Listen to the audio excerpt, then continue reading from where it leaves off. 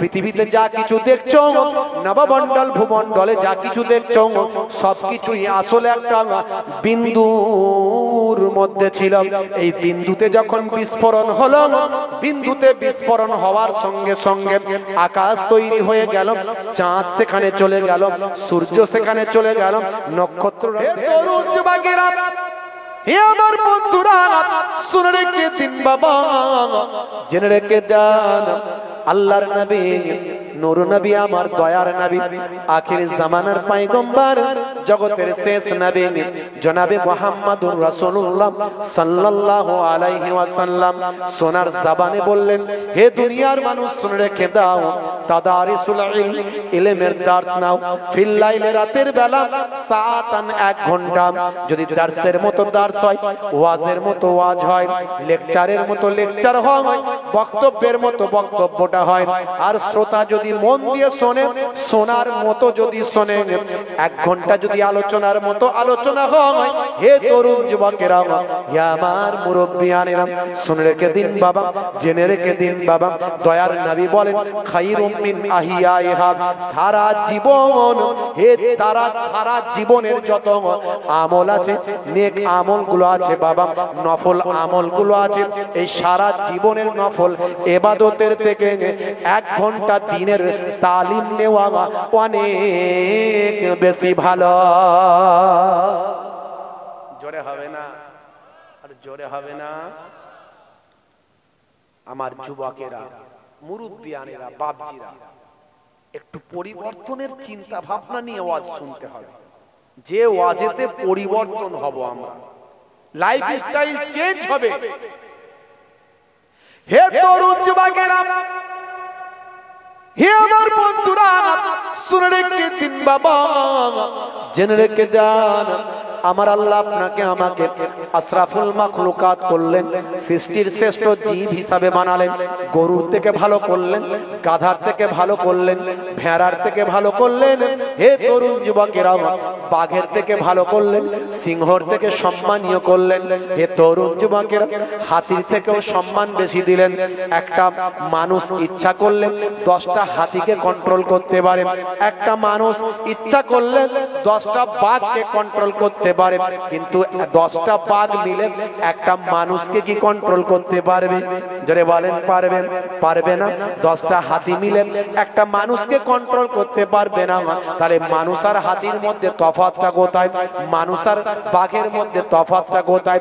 বাঘের শক্তির কাছে মানুষ পারবে না, হাতির ক্ষমতার কাছে মানুষ পারবে না। কিন্তু মানুষ যেখানে পারবে, বাঘ সেখানে পারবে না। মানুষ যেখানে পারবে, হাতি সেখানে পারবে না। মানুষের মধ্যে আল্লাহ এমন জিনিস দিয়েছেন যা পৃথিবীর অন্য কোন মাখলুককে আমার আল্লাহ দেন নাই। সেটা আর অন্য কিছু নয়, সেটা হলো আপনার আমার বুদ্ধি, দিমাগ। তো সেই দিমাগের দ্বারা আপনি কি বুঝছেন? আল্লাহর ইবাদত করতে হবে না, তাই তো?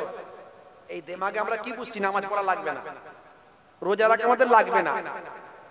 এই আল্লাহর দ্বীনে যে হুকুমগুলো আছে, হুজুররা যা বলে, এগুলো সব কোনো ভিত্তিই নাই। এসব বলার কোনো, এসব কথা মানার দরকারই নাই। এটাই কি দিমাগ বলছে? বুদ্ধিতে কি এটাই বলছে? একবার কল্পনা করুন, যার সৃষ্টি আছে তার স্রষ্টা আছে, যার সৃষ্টি আছে তার স্রষ্টা আছে, যার ক্রিয়া আছে তার কর্তা আছে। কর্তা ছাড়া ক্রিয়া হয় না। হয় ভাই? যেটা বলেন হয়। এই মাইকটা সৃষ্টি আছে, তার মানে আমি না দেখলেও এর স্রষ্টা আছে। আমি দেখিনি কে তৈরি করেছে, কিন্তু আমি জানি, আমার দিমাগ বলছে, বুদ্ধি বলছে এই মাইকটা অটোমেটিক হয়নি। কথা ঠিক না বল? জোরে বলেন। এই যে প্যান্ডেলটা দেখছেন, কে তৈরি করেছে আমি জানি না, কিন্তু প্যান্ডেলটা কেউ না কেউ তৈরি করেছে, কারণ এটা সৃষ্টি হয়েছে মানে এর স্রষ্টা আছে। আর আমরা গতানুগতিক, আমরা আমাদের শিক্ষা জীবন থেকে জানি কর্তা ছাড়া ক্রিয়া হয় না। তাহলে আকাশটা তৈরি করেছেন কে? চাঁদ তৈরি করেছেন কে? সূর্য তৈরি করেছেন কে? আমরা যে বাতাস নিচ্ছি, এই যে বাতাস আমরা দেখতে পাচ্ছি না, কিন্তু বাতাস অনুভব করছি, বাতাস হাওয়াটা এসে লাগছে। আবার যখন বাতাস নাই আমরা বলছি কি গরম, একটুও বাতাস চলেনি, গাছের পাতা নড়েনি, বলছে না? তাহলে এই যে বাতাস, এই বাতাস থেকে আমরা কি নিচ্ছি বলে? আমরা কি গ্রহণ করছি? অক্সিজেন গ্রহণ করছি। আচ্ছা বলুন তো, বাতাসে কি ভাগ করা আছে অক্সিজেন? বাতাসে কি অক্সিজেন ভাগ করা আছে? অক্সিজেনটা কি? এটা একটা গ্যাস। এটা কি? এটা একটা গ্যাস। বাতাসে অক্সিজেন পরিমাণ নাইট্রোজেনের থেকে অনেক কম। নাইট্রোজেন 70%-এরও বেশি। বাতাসে যে পরিমাণ গ্যাস আছে তার মধ্যে নাইট্রোজেন 70%-এরও বেশি। তারপরে আপনার আছে অক্সিজেন আছে, কার্বন ডাই অক্সাইড আছে, হিলিয়াম আছে, নিয়ন আছে, আরো ইত্যাদি ইত্যাদি আছে। আমরা যে অক্সিজেনটা নিচ্ছি, আমাদেরকে কেউ কি বাতাস থেকে ফিল্টার করে ঢুকিয়ে দিচ্ছে নাকি? কোন মানুষ ঢুকিয়ে দিচ্ছে ফিল্টার করে? অটোমেটিক আমাদের ভিতরে আল্লাহর কুদরতি ফিল্টারে সমস্ত কিছু বাতিল হয়ে গেল। নাইট্রোজেন বাদ, কার্বন ডাই অক্সাইড বাদ, হিলিয়াম বাদ, আরো ইত্যাদি ইত্যাদি যা গ্যাস আছে সব বাদ। কেবলমাত্র সেখান থেকে ফিল্টার করে অক্সিজেনটা আল্লাহ আমাদের ভিতরে ঢুকিয়ে দিচ্ছে। জোরে হবে না? আর জোরে হবে না? কার ক্ষমতা? কোন মানুষ তৈরি করছে? যারা বলেন পৃথিবীর শ্রেষ্ঠ জীব মানুষ, এটা কি মানুষ তৈরি করছে? হে তরুণ যুবকেরা, হে আমার বন্ধুরা, হে আমার মুরব্বিয়ানেরা, শুনে রেখে দিন বাবা, জেনে রেখে দিন বাবা, বিগ ব্যাং থিওরি বলে একটা থিওরি আছে। ভালো করে রিসার্চ করবেন, জানবেন, আপনারা গবেষণা করে দেখবেন। ভাইরা আমার, তরুণ যুবকেরা আমার, বিগ ব্যাং থিওরি বলে একটা থিওরি আছে বাবা। হে তরুণ যুবকেরা, হে আমার মুরব্বিয়ানেরা, শুনে রেখে দিন বাবা, জেনে রেখে দিন বাবা, এই বিগ ব্যাং থিওরিতে কি বলা হচ্ছে? বিগ ব্যাং থিওরিতে বলা হচ্ছে পৃথিবীতে যা কিছু দেখছো, নবমণ্ডল ভূমণ্ডলে যা কিছু দেখছো, সবকিছুই আসলে একটা বিন্দুর মধ্যে ছিল। এই বিন্দুতে যখন বিস্ফোরণ হলো, বিন্দুতে বিস্ফোরণ হওয়ার সঙ্গে সঙ্গে আকাশ তৈরি হয়ে গেল, চাঁদ সেখানে চলে গেল, সূর্য সেখানে চলে গেল, নক্ষত্ররা সেখানে চলে গেল, উপগ্রহরা সেখানে চলে গেল। হে তরুণ যুবকেরা, জমিনটা জমিনে ছিটকে চলে এলাম, জমিন তৈরি হয়ে গেল, জমিনে পাহাড় তৈরি হয়ে গেল, জমিনে সমুদ্র তৈরি হয়ে গেল, জমিনে নদী তৈরি হয়ে গেল। এটাই হলো বিগ ব্যাং থিওরি। এই বিগ ব্যাং থিওরিতে বলা হচ্ছে এটা একটা ইলাস্টিকের মতো, যেমন গাডার রাবার, রাবারকে বাড়ালে বেড়ে যায়, আবার ছেড়ে দিলে সংকুচিত হয়ে যায়। এমন একটা সময় আসবে, বিগ ব্যাং থিওরিতে বলা হচ্ছে যত কিছু ইলাস্টিকের মতো ছড়িয়ে আছে নবমণ্ডল ভূমণ্ডলে, যা কিছু আছে সব আবার একটা বিন্দুতে ফিরে আসবে। এর নাম বিজ্ঞানীরা দিচ্ছে big bang, big bang theory. ভাই আমার, এটা কিন্তু আজকে একবিংশ শতাব্দীতে গবেষণা হয়েছে। এই একবিংশ শতাব্দীতে বিজ্ঞানীরা এই থিওরিটা আবিষ্কার করেছে। কিন্তু আল্লাহর কি কুদরত বোঝা বড্ড দায়। হে মুসলমানেরা, আপনি ভালো করে চিন্তা করে দেখুন, আজ থেকে 1450 বছর আগে এই বিগ ব্যাং থিওরিটা আল্লাহর কোরআনে পাওয়া যায়। এত সুন্দর কথা শোনালাম, সুবহানাল্লাহ বলতে পারলেন না, তো কিসে সুবহানাল্লাহ বলবেন? হে তরুণ যুবকেরা, যদি বলেন হুজুর প্রমাণ কোথায়? আল্লাহর কোরআনে কেমন করে বলা হয়েছে? আমি এর আগে অনেক বক্তব্যের মধ্যে আমি বলেছি, যত বিজ্ঞানের আবিষ্কার বাড়বে তত আল্লাহর কোরআনকে মানুষ সঠিকভাবে বুঝতে পারবেন, তত বেশি আল্লাহর কোরআনের দিকে মানুষ ঝুঁকে পড়বেন। যত বিজ্ঞানের আবিষ্কার বাড়বে, হে তরুণ যুবকেরা, হে আমার মুরব্বিয়ানেরা, দেখুন আজকে যখন বিজ্ঞান এই একবিংশ শতাব্দীতে, ভাই আমার দোস্ত আমার, অষ্টদশ শতকের কথা আমি বলছি না ভাই আমার, 19 শতকের কথা আমি বলছি না, বিংশ শতকের কথা আমি বলছি না, আজকে একবিংশ শতকের কথা বলছি। এই একবিংশ শতকে যখন বিগ ব্যাং থিওরি আবিষ্কার হলো, তখন দেখতে দেখতে পাওয়া যায় আল্লাহর কোরআনে 1450 বছর আগে এই বিগ ব্যাং থিওরিটা আমার আল্লাহ জানিয়ে দিয়েছেন। বিজ্ঞানের আবিষ্কার হলে আল্লাহর কোরআন দ্বারা প্রমাণিত হয়ে যায়। যত বিজ্ঞানের আবিষ্কার বাড়বে তত আল্লাহর কোরআনকে বোঝা যাবে। হে সূরার নাম হলো সূরা আম্বিয়া, আয়াত নাম্বার হলো 30 নাম্বার আয়াতে আমার আল্লাহ রাব্বুল আলামিন জানিয়ে দেন, আওয়ালাম ইয়ারাল্লাযিনা কাফারু আন্নাস সামাওয়াতি ওয়াল আরদা কানাতান রাতকান ফাফাতাকনাহুমা ফাফাতাকনাহুমা। এই জায়গায় আমার আল্লাহ কি বলছেন, যারা কুফরি করে তারা কিভাবে দেখে না, তারা কি দেখে না যে আকাশ মণ্ডলী ও পৃথিবী মিলেমিশে ওতপ্রোতভাবে ছিল, তারা আকাশ মণ্ডলী এবং পৃথিবী তারা মিলেমিশে একাকার হয়েছিল, তারা কি দেখে না? যারা কুফরি করে, হে তরুণ যুবকেরা যারা কুফরি করে, আল্লাহ বলছেন বান্দা শুনে রেখে দাও, হে তরুণ যুবকেরা, হে আমার বন্ধুরা, ফাফাতাকনাহুমা, তারা ছিল মিলেমিশে একাকার হয়েছিল। হে তরুণ যুবকেরা, আমার আল্লাহ কি বলছেন, রাতকান ফাফাতাকনাহুমা, আমি আল্লাহ সেটাকে পার্থক্য করে দিয়েছি, আমি আল্লাহ সেটাকে কি করেছি, তারপর উভয়কে পৃথক করে দিয়েছি। অর্থাৎ আমার আল্লাহ বলছেন আকাশ এবং পৃথিবী সব কিছু মিলেমিশে একাকার হয়েছিল, অর্থাৎ একটা বিন্দুতে তারা ছিল। আমি আল্লাহ সেই বিন্দুকে পার্থক্য করে আকাশ এবং জমিনকে আলাদা বানিয়ে দিয়েছি। জোরে হবে না? জোরে হবে না। যত বিজ্ঞানের আবিষ্কার হবে তত আল্লাহর কোরআনকে বুঝতে পারবে, কিন্তু দুর্ভাগ্য কোরআন বুঝলেও কোরআন আমরা মানতে পারছি না।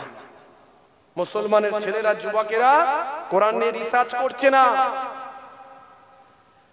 বিজ্ঞান বলছে, ভালো করে খোঁজ নিয়ে দেখুন, স্বাস্থ্য বিজ্ঞানীরা বলছে পৃথিবীর বুকে যত জীব সৃষ্টি হচ্ছে সব জীব কিন্তু পানি থেকে তৈরি হচ্ছে। পানি, আপনার আমার জন্মটা পানি থেকে তৈরি হয়েছে, কথা ঠিক না ভুল? জোরে বলেন, কথা ঠিক না ভুল? শুক্রাণু আর ডিম্বাণু কি পানি না পানি নয়? হে তরুণ যুবকেরা, মাতৃগর্ভে যখন সন্তান তৈরি হয় তখন পানির মধ্যেই থাকে, কথা ঠিক না ভুল? হে তরুণ যুবকেরা, এটা আমার কথা নয়, স্বাস্থ্য বিশেষজ্ঞরা বলছেন পৃথিবীর বুকে যত জীবের তৈরি হয়েছে, যত জীব সৃষ্টি হয়েছে সব পানি থেকে তৈরি হয়েছে। হে তরুণ যুবকেরা, হে আমার মুরব্বিয়ানেরা, এই সূরা মুমিনুনের বা আমার সূরা আম্বিয়ার 30 নম্বর আয়াত আবার আমার আল্লাহ বলছেন, ওয়াজআলনা মিনাল মা'i কুল্লা শাইইন হাইয়িন আফালা ইউমিনুন। হে তরুণ যুবকেরা, হে আমার মুরব্বিয়ানেরা, আমার আল্লাহ বলছেন শুনে রেখে দাও, প্রাণবন্ত সবকিছু সৃষ্টি করলাম পানি থেকে, তবুও কি তারা বিশ্বাস করবে না? আফালা ইউমিনুন, তবুও কি তারা ঈমান আনবে না? তবুও কি তারা বিশ্বাস করবে না? ওয়াজআলনা মিনাল মা'i, আমি আল্লাহ তাদের সৃষ্টি করেছি পানি থেকে। 1450 বছর আগে আল্লাহর কোরআন বলছেন যত প্রাণবন্ত অর্থাৎ যত প্রাণীর সঞ্চার হয়েছে, যত প্রাণীর জন্ম হয়েছে, আমি আল্লাহ সকলকে পানি থেকে সৃষ্টি করেছি। জোরে হবে না? জোরে হবে না? এই কোরআন থেকে প্রমাণ পাওয়া যাচ্ছে? জোরে বলেন, পাওয়া যাচ্ছে? তো গোটা কত খুঁজে বের করছি, এরকম শত শত বের করলে পাওয়া যাবে। আরো বিজ্ঞানের যত ডেভেলপমেন্ট বাড়বে তত কোরআনকে আরো বেশি পাওয়া যাবে। কারণ কোরআন কার কথা বলে? আল্লাহর কথা। কোরআন কার কথা? জোরে বলেন, কার? এই জন্যই আমি বলেছি কোম্পানি যখন কোন প্রোডাক্ট মার্কেটে লঞ্চ করে সঙ্গে একটা পুস্তিকা দেয়, এই পুস্তিকাতে লেখা থাকে ভাই প্রোডাক্টটা কেমন ভাবে ব্যবহার করা চাই। হে তরুণ যুবকের, হে আমার বন্ধুরা, শুনে রেখে দিন বাবা, জেনে রেখে দিন বাবা, আমার আল্লাহ মানুষ নামক প্রোডাক্ট পৃথিবীতে সৃষ্টি করেছেন। মানুষকে সৃষ্টি করেছেন কে? যারা বলেন কে? আমার আল্লাহ বলছেন লাকাদ খালাকনাল ইনসানা ফি আহসানি তাকবীম, মানুষকে আমি আল্লাহ সর্বাপেক্ষা সুন্দর করে সৃষ্টি করেছি। আপনারা সুবহানাল্লাহ বলতে কষ্ট হচ্ছে? সওয়াব পাওয়া যাবে না? যাবে না? আচ্ছা সুবহানাল্লাহ বলে সওয়াব হবে না? হবে না বলেন তো? আমি এত সুন্দর কথা শোনাচ্ছি, আপনারা সুবহানাল্লাহ বলছেন না, তো কি কথায় সুবহানাল্লাহ বলবেন? একবার জোরে সোরে তাকবীর দেন তো দেখি, নারে তাকবীর। আর বাংলাদেশের সঙ্গে আমরা তুলনা করি, বাংলাদেশের লোকেরা কথাই কথা শুধু লাফিয়ে উঠে পড়ে, বলে হুজুর বাংলাদেশের মতো ওয়াজ করেন। বাংলাদেশের মতো আগে তুমি শ্রোতা হও, তারপরে বক্তা বক্তা হবে। বাংলাদেশের লোকেরা কথায় কথায় লাফিয়ে উঠেছে, নারে তাকবীর, ওরে বাবা কি জোশ রে ভাই। মাঝে মাঝে জিকির করতে করতে গাছে উঠে পড়ে, আল্লাহ আল্লাহ গাছে উঠে পড়েছে। কখন আবার হুজুরের মাথার মধ্যে ডিগবাজি খাচ্ছে, কেমন জিকির হচ্ছে। বাংলাদেশের ভৌগোলিক পরিবেশটা আলাদা, আমাদের এখানে ভৌগোলিক পরিবেশ আলাদা, বুঝতে হবে। কিছু ছেলে পুলে বলে হুজুর এই ওই রকম ওয়াজ করতে হবে, হুজুর ওই রকম ওয়াজ।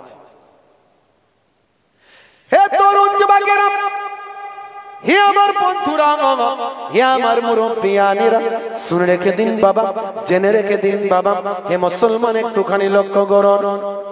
কোম্পানি যখন কোন প্রোডাক্ট মার্কেটে লঞ্চ করে, সঙ্গে একটা পুস্তিকা দেয়।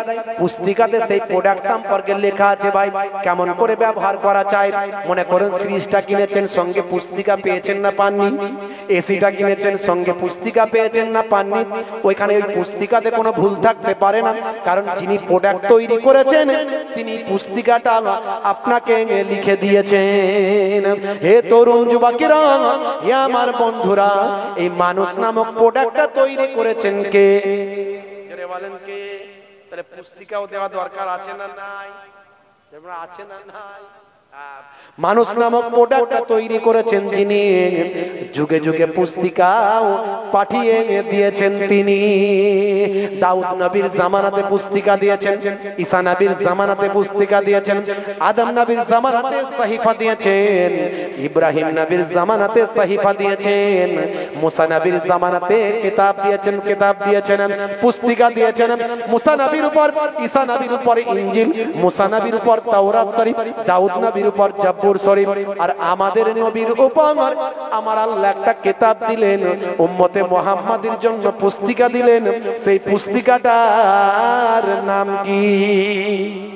জোরে বলুন, আর জোরে হবে না?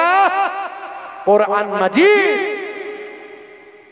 যদি আগুন লাগে ধ্বংস হয়ে যায়, ধ্বংস হয়ে যায় পৃথিবীর সব বইয়ের দোকান, তবু বিশ্ব থেকে হারাবে না পবিত্র কোরআন।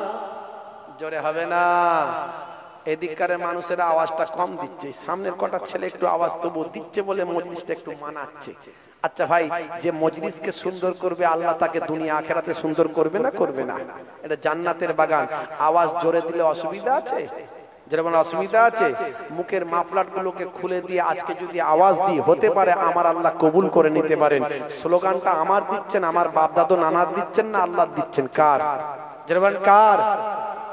যদি আগুন লেগে ধ্বংস হয়ে যায় পৃথিবীর সব বইয়ের দোকান, তবু বিশ্ব থেকে হারাবে না পবিত্র কোরআন। এদিক থেকে জোরে দিন, একটু জোরে হবে না? আর জোরে থেকে হবে না? করবে কেমন করে কোরআন ধ্বংস আগুনের তেজ, করবে কেমন করে কোরআন ধ্বংস আগুনের তেজ। আছে বিশ্বে ভরা অগণিত কোরআনে হাফেজ, তারা ছাপি আসমানি গ্রন্থ, তারা ছাপি আসমানি গ্রন্থ, বাঁচাবে ইসলামের সম্মান, তবু বিশ্ব থেকে হারাবে না পবিত্র কোরআন। জোরে হবে না? ভারতের একজন প্রাক্তন ভাই আমার প্রাইম মিনিস্টার, ভারতের একজন প্রাক্তন প্রাইম মিনিস্টার, তিনি একজন হিন্দি কবি, বিখ্যাত একজন হিন্দি কবি। তিনি বলেছিলেন এক সময় আফসোস করে, হে মুসলমানেরা, তোমরা কোরআন চিনলে না, তোমরা কোরআন পড়লে না, কোরআন বুঝলে না, কোরআন চিনলে না। কথাটা একেবারে সত্য কথা। আমাদের এখানে যদি 500টা লোক থাকি, আমাদের 500 জনের বাড়িতে অন্তত 2 পিস করে কোরআন মাজিদ ধরা হয়, 1000 পিস কোরআন আছে না নাই? 1000 কোরআন মাজিদ ঘরে আছে। 500টা লোকের বাড়িতে যদি জিজ্ঞাসা করা হয় প্রত্যেকদিন একজন করে হলেও কি কোরআন মাজিদ পড়ে? যাদের বাচ্চাগুলো মসজিদে পড়তে যায় তারা হয়তো কোরআন মাজিদ নিয়ে যায়, বাকিরা বলবে হুজুর পড়ি না, ওই ভালো করে তোলা আছে, আমাদের সাবে বেরাত, সাবে বারাত, সাবে মেরাজ এই সমস্ত গুরুত্বপূর্ণ দিনগুলোতে পড়া হয়। আর কেউ মারা গেলে তার মাথার গোড়ায় আমাদের ঘরের মেয়েরা একটু সূরা ইয়াসিন, সূরা রহমান তেলাওয়াত করে। আমরা কোরআন পড়ি না। আবার যদি পড়ি, কোরআন কি বলছে, কোরআন মাজিদে কি লেখা আছে তার মানে মতলব আমরা বুঝি না। এই জন্যই আজকে এক শ্রেণীর মানুষ কোরআনের বিরুদ্ধে সমালোচনা করে, কোরআনের বিরুদ্ধে কথা বলে মানুষকে ভুল বোঝায়। কারণ আমরা কোরআন পড়ি না, পড়লেও বুঝি না, আমরা বোঝার চেষ্টা করি না। আমরা উপন্যাস পড়ি, আমরা গল্পের বই পড়ি, আমরা ভৌতিক কাহিনী পড়ি, আমরা ঠাকুমার ঝুলির গল্প পড়ি, কিন্তু আমরা কোরআন মাজিদের সুন্দর সুন্দর ঘটনাগুলো পড়ি না। মুসা নবীর জামানায় ফেরাউন কি করেছিল, কিভাবে মুসা নবীর জন্ম হলো, এটা কত সুন্দর গল্প কোরআনে আছে। আমরা সেটাকে পড়লে আমাদের পড়াও হতো, জানাও হতো, প্রত্যেকটা অক্ষরের বিনিময়ে আল্লাহ 10টা করে সওয়াবও দিত। জোরে হবে না? ইউসুফ নবীকে তার ভাইরা কেমন করে কূপে ফেলেছিল, কুয়ায় ফেলেছিল, সেখান থেকে আমার আল্লাহ কিভাবে বাঁচালেন, বাঁচিয়ে তাকে মিশরের বাদশা বানিয়ে দিলেন। আবার তার ভাইদেরকে আল্লাহ তার কাছে কিভাবে পৌঁছে দিয়ে স্যালেন্ডার করালেন, তিনি তার ভাইদের সঙ্গে কি আচরণ করেছিলেন, কত সুন্দর গল্প কোরআনে আছে। তাফসীর পড়লে, কোরআনের ব্যাখ্যা পড়লে আপনি সব পেতেন। আপনার পড়া হতো, জানা হতো, শেখা হতো, তার সঙ্গে সঙ্গে আল্লাহ আপনার জ্ঞানকে পৃথিবীর শ্রেষ্ঠ কিতাব পড়ার বিনিময়ে বৃদ্ধি করে দিত। আর তার সঙ্গে সঙ্গে আপনাকে আল্লাহ প্রত্যেকটা অক্ষর পড়ার বিনিময়ে 10টা করে নেকিও দিয়ে দিত। কিন্তু আমরা কোরআন মাজিদ না পড়ে গল্পের বই, উপন্যাস পড়ি। গল্পের গরু গাছে ওঠে, গল্পতে এমন কথা পড়ছে যার কোনো ভিত্তিও নাই, বাস্তবতাও নাই। কাল্পনিক কাহিনী পড়ছে, কাল্পনিক কাহিনী। বুঝতে পারছেন? বাটুলের গল্প, বাটুল, বাটুলটা যে কে, হোয়াট ইজ দিস, কি সেটা, সেটাই আমরা জানি না। একটা কাল্পনিক গল্প। বাটুল ছিল, বাটুল ইজ দ্য গ্রেট, সে ছিল একজন শক্তিশালী পাওয়ারফুল ম্যান। এরকম একটা গল্প নিয়ে আমরা সেখান থেকে আমাদের ছেলেদেরকে শেখাচ্ছি। বাবা বাবা বলো তো, গোপাল ভাঁড় কে ছিল, তার বাড়ি কোথায় ছিল? গোপাল ভাঁড়ের গল্প আমরা বাচ্চাদের শেখাচ্ছি।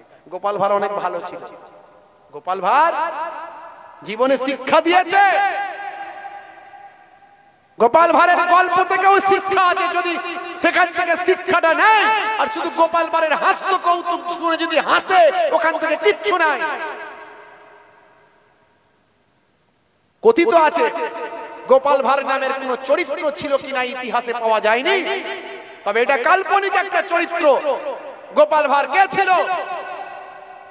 নদিয়ার কৃষ্ণনগরের রাজা, রাজা কৃষ্ণর ভাই আমার ভাঁড়, তার প্রধান একজন সঙ্গে থাকা গল্প কথক, যে রাজাকে সবসময় বিনোদন দিত, এইরকম একজন ব্যক্তির নাম হলো গোপাল ভাঁড়। রাজা কৃষ্ণচন্দ্রের, যাকে, যার সঙ্গে সবসময় থেকে তাকে আনন্দ দিত, এইরকম একজন ব্যক্তির নাম হলো গোপাল ভাঁড়। এক সময় দেখা গেল ইংরেজরা যখন এসে এই ভারতবর্ষকে ইস্ট ইন্ডিয়া কোম্পানির নামে দখল করার চেষ্টা শুরু করলো, তারা প্রথমে দ্বিতীয় বাহাদুর শাহের কাছে গিয়ে উপঢৌকন দিল। সেই উপঢৌকন পেয়ে ব্যবসা করার অজুহাত দিয়ে ভারতবর্ষের এক জায়গা থেকে অন্য জায়গায় তারা ক্ষমতা বিস্তার করে, যখন বাংলা বিহার ত্রিপুরা সহ এই বঙ্গের শাসন করছেন কে? মুর্শিদাবাদের ভাই আমার রাজা, সুলতান, রাজা, বাদশাহ, রাজা সিরাজউদ্দৌলা। এই সিরাজউদ্দৌলার সময় যখন ইংরেজরা এসে বাংলা বিহার উড়িষ্যাকে দখল করার চেষ্টা শুরু করলো, সেই সময় রাজা সিরাজউদ্দৌলাকে তারা প্রতিহত করার চেষ্টা করে, তারা রাজা সিরাজউদ্দৌলার কাছের মানুষ যারা ছিল তাদের মধ্যে ছিল মীর জাফর, মীর কাসিম, জগৎ শেঠ, এই রকম কিছু লোককে তারা কন্ট্রোল করলো, তাদেরকে প্রলোভন দেখালো যে তোমরা যদি সিরাজউদ্দৌলাকে পরাস্ত করতে পারো তাহলে আমরা তোমাদেরকে ক্ষমতায় বসাবো, এই বাংলা বিহার উড়িষ্যার দায়িত্ব তোমাদের কাঁধে দেব, তোমরা বাদশাহী করবে। ক্ষমতা এমন একটা জিনিস বাপ, ক্ষমতা এমন একটা জিনিস, আজ যে মন্ত্রীর ড্রাইভার সেই একদিন মন্ত্রীকে গুলি করে শেষ করে দিয়ে দলে নাম লিখিয়ে পার্টিতে দাঁড়িয়ে সেই একদিন নেতা হয়ে গেল। ক্ষমতা এমন একটা জিনিস। এই গল্পের কথা বলতে গেলে অনেক কথা, আমি সেই উদাহরণ দিতে যাচ্ছি না। গোপাল ভাঁড় কিন্তু বুঝতে পেরেছিল, গোপাল ভাঁড় বুঝতে পেরে কৃষ্ণচন্দ্রকে বলেছিল, হে কৃষ্ণচন্দ্র, আপনি আজকে সিরাজউদ্দৌলার বিরুদ্ধে কথা বলছেন, আপনাকে ইংরেজরা ব্যবসার নাম দিয়ে প্রলোভন দেখাচ্ছে যে আপনাকে ব্যবসার নাম দিয়ে কৃষ্ণনগরের উন্নতির কথা বলে, নদিয়ার উন্নতির কথা বলে সিরাজউদ্দৌলার বিরুদ্ধে আপনাকে নিয়ে যাওয়ার চেষ্টা করছে। হে রাজা কৃষ্ণচন্দ্র, আপনি এটা করবেন না। এই ইংরেজরা কখনো ভালো হয় না, ইংরেজদের চালাকি বুদ্ধি ধরা বড্ড মুশকিল, ইংরেজরা চতুর হয়, এই ইংরেজদের কূট বুদ্ধিতে তারা খ্যাত। তারা চাইছে সিরাজউদ্দৌলার ক্ষমতা কমিয়ে দিতে, তাই তারা ভিতরে ভিতরে চক্রান্ত করছে। রাজা কৃষ্ণচন্দ্র তখন প্রাধান্য দেয়নি গোপাল ভাঁড়কে। গোপাল, হে গোপাল, তুমি এসব কথা আমাকে বলো না। বারবার কিন্তু গোপাল চেষ্টা করে দেশকে বাঁচানোর, বারবার কিন্তু চেষ্টা করে গোপাল যে বাংলাকে শেষ করবেন না। সিরাজউদ্দৌলার বিরুদ্ধে যাওয়া মানে পুরো বাংলা বিহার উড়িষ্যার ক্ষমতা ইংরেজদের হাতে চলে যাবে। হে আমার রাজা মশাই, আমি আপনার নুন খেয়েছি, আপনার গুণ গাই, আপনার বিরোধিতা আমি করতে পারবো না, কিন্তু আপনাকে আমি বারবার পরামর্শ দিই, আপনি কিন্তু ওই সিরাজউদ্দৌলার বিরুদ্ধে যাবেন না। রাজার সঙ্গী সাথীরা হাসতে শুরু করলো গোপাল ভাঁড়ের অবস্থা দেখে। রাজা বলল, যদি তাই হয় হে গোপাল, তুমি এক কাজ করো, তোমার কথা মানতে পারি তখনই যদি তুমি মুর্শিদাবাদে গিয়ে সিরাজউদ্দৌলাকে যদি ভেঙচি কাটিয়ে আসতে পারো তাহলে আমি তোমার কথা শুনবো। সেই সময় গোপাল ভাঁড় বলেছিল, এটাও আমি রিস্ক নিতে চাই। রাজা মশাই, আপনি আমাকে মজাক করে, ঠাট্টা করে হয়তো এটা একটা পরীক্ষা করছেন, এরপরেও কিন্তু আমি আপনার কথাকে স্বীকৃতি দিয়ে আমি সিরাজউদ্দৌলাকে দিয়ে ভেঙচি কাটিয়ে আসবো সবাইয়ের সামনে। তবু আমি চাই না যে আপনি সিরাজউদ্দৌলার বিরুদ্ধে চলে যান আর ইংরেজরা দেশের ক্ষমতা গ্রহণ করে নিক। সিরাজউদ্দৌলা পরাস্ত হওয়া মানে পুরো দেশের ক্ষমতা ইংরেজদের হাতে চলে যাবে, এটা আমি কখনো চাই না। সিরাজউদ্দৌলার কাছে গিয়ে বিভিন্ন প্রলোভনে ভাই আমার গোপাল ভাঁড় গিয়ে সত্যি ভেঙচি কাটিয়েছিল, মুখ ভাসিয়েছিল। আপনারা জানেন না এই গল্প, এটা কাল্পনিক হলেও আমি যদিও প্রথমেই বলেছি গোপাল ভাঁড় নামের কোন চরিত্র ছিল কিনা ইতিহাসে তার নাম পাওয়া যায়নি, কিন্তু এটা একটা কাল্পনিক চরিত্র হলেও এর মধ্যে চরম একটা শিক্ষা আছে। কিন্তু গোপাল ভাঁড়ের হাসি কৌতুক নিয়ে লোকে মেতে আছে, তার কাছ থেকে শিক্ষা কিছু পায়নি। গোপাল ভাঁড় মুর্শিদাবাদে গিয়ে সিরাজউদ্দৌলাকে ভেঙচি কাটিয়েছিল, এর ফলে তাকে জেলবন্দী হতে হয়েছিল। পরবর্তীকালে গোপাল ভাঁড়কে দেখে তারা মনে করলো ভাই আমার যে এর মাথার ডিফেক্ট আছে, এই মনে করে বাদশা বলল ছেড়ে দাও, ওর মাথার ডিফেক্ট আছে তাই মুখ ফাঁসিয়েছে, ওকে ছেড়ে দাও। গোপাল ভাঁড় এমন একটা অ্যাক্টিং করে বেরিয়েছে, যখন মুর্শিদাবাদ ভাই আমার নদিয়ায় গিয়ে রাজা কৃষ্ণচন্দ্রকে বলল, হে রাজা কৃষ্ণচন্দ্র, প্রমাণ আছে তারা ষড়যন্ত্র লিপ্ত হয়েছে, মীর জাফর, মীর কাসিম, জগৎ শেঠ, এরা সব ষড়যন্ত্র লিপ্ত হয়েছে, কিন্তু আপনার কথা মতো আমি গিয়ে ভেঙচি কেটে এসেছি, আমি মুখ ভাসিয়ে এসেছি। এখন আপনি কথা দিন যে আপনি সিরাজউদ্দৌলার বিরুদ্ধে যাবেন না, এই বাংলা বিহার আসাম, বাংলা বিহার উড়িষ্যাকে বাঁচাবেন, এই বাংলার ক্ষমতাকে ঠিক রাখবেন, না হলে ইংরেজদের হাতে ক্ষমতা চলে যাবে। ইংরেজরা ভীষণ চতুর। তারপরেও কিন্তু এত কিছু ঘটনার পরে রাজা কৃষ্ণচন্দ্র যখন গোপালের কথা মানল না, গোপাল তখন মনের দুঃখে কৃষ্ণচন্দ্রের ভাই আমার রাজ দরবার ছেড়ে, নদিয়ার কৃষ্ণনগর ছেড়ে তখন নিজে আত্মগোপন করেছিল, চলে গিয়েছিল। এইভাবেই গোপাল ভাঁড়ের জীবন হারিয়ে গিয়েছিল। এই কথার দ্বারা এটুকু প্রমাণ হয় গোপাল ভাঁড় কেমন কেমন কৃষ্ণচন্দ্রকে ভালোবেসেছে। গোপাল ভাঁড় যার নুন খেয়েছে তার সঙ্গে নেমক হারামি করেনি। গোপাল ভাঁড় শিক্ষা দিয়ে গেছে যে তুমি যার অধীনে আছো তার অধীনস্থ মানুষের কৃতজ্ঞতা স্বীকার করো, তার সবকিছু ত্যাগ তুমি স্বীকার করো, সবকিছু নির্দেশ তুমি পালন করো। যার নুন খেয়েছো তার সঙ্গে নেমক হারামি কোনোদিন করোনি। গোপাল ভাঁড় এই শিক্ষাটা দিয়েছিল। সর্বোপরি গোপাল ভাঁড় শিক্ষা দিয়েছিল দেশকে ভালোবাসো, দেশের ভালোবাসার জন্য প্রয়োজন হলে জেলে ঢোকো, দেশের ভালোবাসার জন্য প্রয়োজন হলে নিজের জীবনকে উৎসর্গ করো। হতে পারতো সিরাজউদ্দৌলাকে মুখ ভাসানোর কারণে গোপাল ভাঁড়কে ফাঁসি দেওয়া হতে পারত, কিন্তু সেই ফাঁসিতে ঝুলতেও গোপাল রাজি ছিল, কিন্তু দেশকে ইংরেজদের হাতে তুলে দিতে সে রাজি হয়নি। এটাই সে দেশপ্রেমের নিদর্শন দেখিয়েছিল। গোপাল ভাঁড়কে নিয়ে আজকে লোকে হাস্য কৌতুক করে, গোপাল ভাঁড়ের ভাই আমার বিভিন্ন রকম কথা নিয়ে গল্প করে, কিন্তু গোপাল ভাঁড় যে শিক্ষা দিয়েছে, দেশপ্রেম শিখিয়েছে। আমার নবী 1450 বছর আগে যে কথা বলেছেন, হুব্বুল ওয়াতানি মিনাল ঈমান, দেশপ্রেম হলো ঈমানের অঙ্গ, সেই কাল্পনিক চরিত্র গোপাল ভাঁড়ের জীবনী থেকে প্রমাণ পাওয়া যায়। বন্ধুরা আমার, তরুণ যুবকেরা আমার, মুরব্বিয়ানেরা আমার, আমাদের শিক্ষার অনেক কিছু আছে। আমরা সব কিছু থেকে শেখাটাকে নেব, জানাটাকে নেব। শিক্ষাই হলো জাতির মেরুদণ্ড। সেই শিক্ষায় শিক্ষিত হব, বাচ্চাদেরকে শিক্ষিত করব, বাচ্চাদেরকে সুশিক্ষায় শিক্ষিত করব, স্কুল কলেজ মাদ্রাসা ইউনিভার্সিটি তৈরি করব। আসুন আমরা আমাদের সন্তানদেরকে doctor, engineer, is, IPS, WBCS, আলেম, ওলামা, হাফেজ, কারি, মাওলানা, মুফতি এইসব তৈরি করব।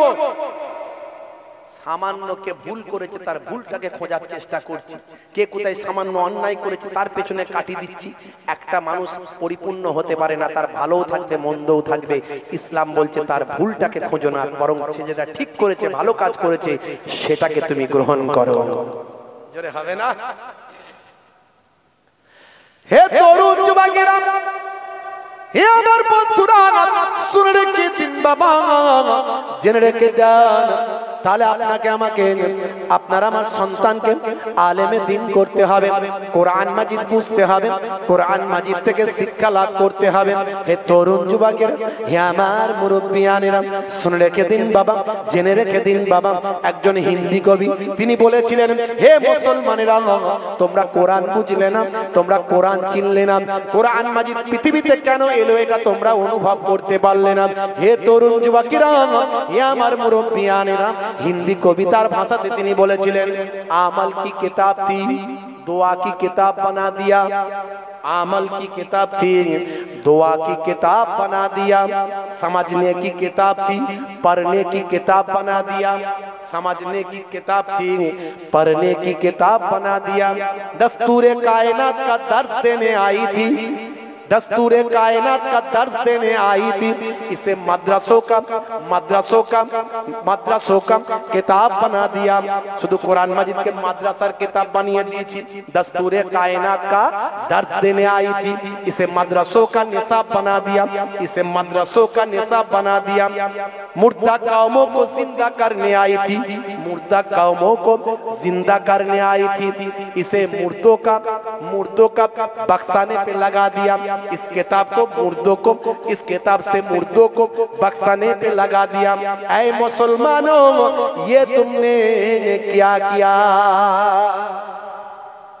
আমল की किताब थी, दुआ की किताब बना दिया। এটা আমল করার কিতাব।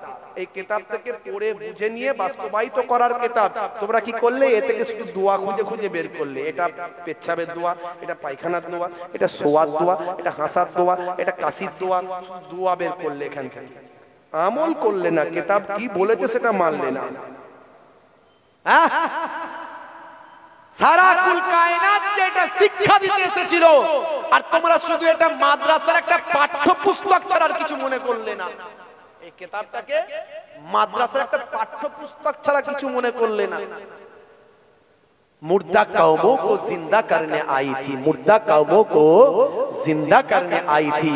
এটা হলো মৃত কওম, যে কওম কিছু বোঝে না, তারা যদি কোরআন বুঝে যায় পৃথিবীর শ্রেষ্ঠ জ্ঞানী হয়ে যাবে। জোরে হবে না?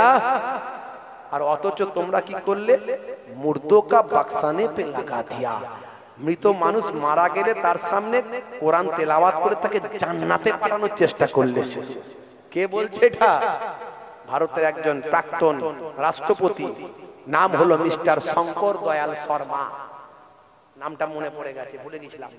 নাম হলো মিস্টার শঙ্কর দয়াল শর্মা, ভারতের এক্স রাষ্ট্রপতি, প্রেসিডেন্ট, ভারতবর্ষের এক্স প্রেসিডেন্ট, এবং তিনি একজন হিন্দি কবি, বিখ্যাত শায়ের, একজন কবি। তিনি বলছেন কত বড় কথা। তিনি বলছেন, এ মুসলমানো, ये तुमने क्या किया? হে মুসলমান, এটা তোমরা কি করলে? বন্ধুরা আমার, তাহলে সেই কোরআন মাজিদের আলোকে আমাদেরকে শিখতে হবে, জানতে হবে, বুঝতে হবে। হে তরুণ যুবকেরা, সেই কোরআন মাজিদ বলছে তোমরা নামাজ পড়ো, সেই কোরআন মাজিদ বলছে তোমরা মদ খেও না, সেই কোরআন মাজিদ বলছে তোমরা সুদ খেও না, সেই কোরআন মাজিদ বলছে পিতা মাতার সঙ্গে খারাপ ব্যবহার করো না।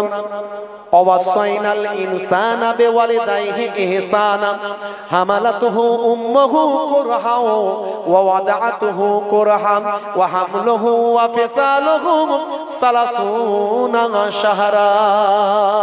হে তরুণ যুবকেরা, হে আমার বন্ধুরা, হে আমার মুরব্বিয়ানেরা, শুনে রেখে দিন বাবা, জেনে রেখে দিন বাবা, সেই কোরআন বলছেন আমি আল্লাহ অওয়াসাইনাল ইনসানা বিওয়ালিদাইহি ইহসানা, আমি আল্লাহ তাআলা দুনিয়ার সন্তান সন্ততিকে তাদের পিতামাতার ইহসান করার নির্দেশ দিয়েছি। হে দুনিয়ার সন্তান সন্ততিরা, তোমরা তোমাদের পিতামাতার খেদমতটা করো। দুনিয়াতে খেদমত সবচেয়ে বেশি করবেন কার? জোরে বলেন কার? পিতামাতার। কথা ঠিক না বল? আমরা গুরুদেবের করি, গুরুদেব। কেউ নেতার করে, কেউ নেতার করে, কেউ বড় ব্যবসায়ীর করে, কেউ হুজুরের করে, কেউ মৌলানা সাহেবের করে। পিতামাতার খেদমত সবচেয়ে আগে। নিশ্চয় আপনি গুরুদেবের করবেন। গুরুদেব বলবো না, গুরু মশাই, মানে আপনার যে উস্তাদ। এটা বাংলায় বললে ভুল হবে, আমি আরবিতে বলছি। আপনার যে মুআল্লিম, উস্তাদ, সেই উস্তাদের আপনি খেদমত করুন, এটা নবীর সুন্নত। কিন্তু সবচেয়ে আগে খেদমত হবে পিতামাতার। জোরে বলুন সুবহানাল্লাহ। জোরে হবে না? সেই পিতামাতা সম্পর্কে আমার আল্লাহ কোরআন মাজিদে বললেন তোমরা তোমাদের পিতামাতাকে নিয়ে এই বলে দোয়া চাও। কি বলে দোয়া চাইবে? রব্বিরহামহুমা কামা রাব্বায়ানি সগীরা। রব্বিরহামহুমা, রহম করুন, হুমা ওদের দুজনের উপর, কামা যেমন, রব্বায়ানি সগীরা যেমন তারা ছোটবেলায় আমাদের উপর রহম করেছিলেন। আল্লাহর কাছে এই বলে দোয়া চাও, এই বলে দোয়া চাও। বিশ্বনবী বলছেন ইযহাব ফাআকরিমহা ফাইন্নাল জান্নাতা তাহতা রিজলাইহা। যাও তোমার মায়ের সম্মান করো, তোমার মায়ের সম্মান করো, কারণ তোমার মায়ের পায়ের তলায় তোমার জান্নাত। মা রাজি হলে জান্নাত পাবে, মা অখুশি হলে জাহান্নাম হবে। যত বড়ই বান্দা তুমি নামাজি হও, দাড়িওয়ালা, টুপিওয়ালা, জুব্বাওয়ালা, মৌলবী, মৌলানা, হাফেজ সাহেব, মুফতি সাহেব, কারি সাহেব, এমন অনেকের কথা আমি জানি, নাম বলবো না। বড় বড় পণ্ডিত, বাপের বিরুদ্ধে মামলা কলকাতা হাইকোর্টে, বাপের বিরুদ্ধে মামলা কলকাতা হাইকোর্টে। বাপ যতই খারাপ হোক, খচ্চর হোক, বাপের বিরুদ্ধে যাওয়ার হুকুম তোমার নাই, তোমাকে দেওয়া হয়নি। বাপ যতই অপরাধী হোক, বাপকে বাপ বলে তোমাকে মানতে হবে। বাপ বাপের ফাইসালা আল্লাহ করবে, তোমার ফাইসালা আলাদা হবে তোমার আল্লাহর কাছে। একজন মহিলা পানি নিয়ে যাচ্ছে তৎকালীন যুগে। একজন আল্লাহর ওলি 20 বছর ইবাদত করেছে জঙ্গলে, 20 বছর ইবাদত করেছে জঙ্গলে। দেখুন, বাপ মায়ের সম্মান বাপ মায়ের মতো, স্বামীর সম্মান স্বামীর মতো। স্বামীর ক্ষেত্রে কি বলা হয়েছে? যদি দুনিয়ার কাউকে সিজদা করার অনুমতি দিতাম, তাহলে আমি প্রত্যেক স্ত্রীকে বলতাম তোমরা তোমার স্বামীর পায়ে সিজদা করো। আবার অন্য জায়গায় কোরআনে বলা হয়েছে হুন্না লিবাসুল লাকুম ওয়া আনতুম লিবাসুল লাহুন্না। স্বামী স্ত্রীর পোশাক, স্ত্রী স্বামীর পোশাক, স্ত্রী স্বামীর পোশাক, স্ত্রী স্বামী স্ত্রীর পোশাক, একে অপরের পরিপূরক। একে অপরের পরিপূরক। কাল কিয়ামতের দিনে স্ত্রীর হক নষ্ট করলে আপনাকে আল্লাহ জান্নাত দেবেন না, যত বড়ই আপনি নামাজি পরেজগার খোদাবীর হন। পরে বউকে পিটেছেন শুধু ঘন ঘন, হ্যাঁ, যখনই টেম্পার উঠে গেছে, বাম্পারের খেয়াল না করে, বাইরে কোথাও মস্তানি না করতে পেরে বউয়ের উপর মস্তানি করেছে, আছে না নাই কিছু লোক? হ্যাঁ, অত সহজ নয়। তোমার নামাজ তোমাকে জান্নাতে নিয়ে যেতে পারবে না, কারণ ওই স্ত্রী সেদিন বাধা হয়ে দাঁড়াবে, আল্লাহ আমার হক আমার স্বামী পূরণ করেনি। স্বামী স্ত্রীর একে অপরের পরিপূরক হতে হবে, কোরআনের অর্ডার। বন্ধুরা আমার, তরুণ যুবকেরা আমার, মুরব্বিয়ানেরা আমার, শুনে রেখে দেন, জেনে রেখে দেন, হে মুসলমান, হে তরুণ যুবকেরা, একজন আল্লাহর ওলি 20 বছর ইবাদত করেছে। 20 বছর ইবাদত করে চিন্তা করছে, আল্লাহ আমার ইবাদত কবুল করেছেন কিনা একটু পরীক্ষা করি, একটু পরীক্ষা করি। হে তরুণ যুবকেরা, হে আমার বন্ধুরা, হে আমার মুরব্বিয়ানেরা, শুনে রেখে দিন বাবা, জেনে রেখে দিন বাবা, জঙ্গলে একজন আল্লাহর মাহবুব বান্দা 20টা বছর আল্লাহর ইবাদতে মাশগুল থেকেছেন। 5 ওয়াক্ত নামাজ শুধু নয়, চাস্তের নামাজ, ইসরাকের নামাজ, আওয়াবিনের নামাজ, তাহাজ্জুদের নামাজ, দিনের বেলা রোজা, রাত্রে নামাজ, দিনে নামাজ, রাত্রে নামাজ, আল্লাহর ইবাদতে মাশগুল থেকেছেন। সর্বদা আল্লাহর ইবাদত জিকিরে মাশগুল থেকেছেন।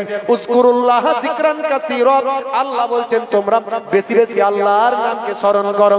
আল্লাহর নাম বেশি বেশি স্মরণ করেছেন, জিকিরে মাশগুল থেকেছেন, সর্বদা আল্লাহর ইবাদতে মাশগুল থেকেছেন। ফাইজা খালাউতা ফাহারলিক লিসানিকা মাস্তাতাআত বিজিকরিল্লাহ, যখন তুমি একাকী থাকবেন, যখন তুমি নিরিবিলিতে থাকবেন, যখন তুমি নির্জনে থাকবেন, তোমার লিসানটা, তোমার জিহ্বাটা আল্লাহর জিকিরে লাগিয়ে রাখবে। হে তরুণ যুবকেরা, হে আমার মুরব্বিয়ানেরা, নবী বলেন খায়রাত দুনিয়া ওয়াল আখিরা, আমার আল্লাহ তোমার দুনিয়াতেও ভালো করবেন আর আখিরাতেও ভালো করে দেবে। চলে হবে না? চলে হবে না?